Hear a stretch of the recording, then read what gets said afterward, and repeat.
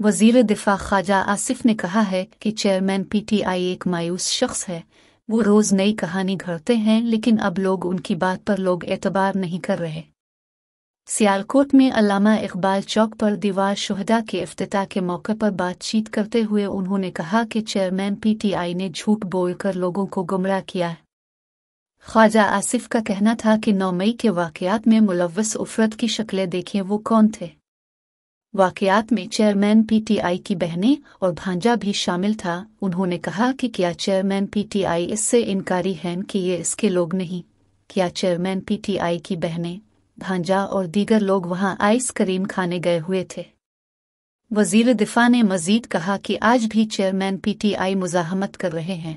इससे बड़ा बददियानत शख्स कोई नहीं है। सियालकोट में अल्लामा इकबाल चौक पर दीवार शुहदा के इफ्तिताह के मौके पर ख्वाजा आसिफ का कहना था कि वतन की सालमियत कुर्बानी मांगती है।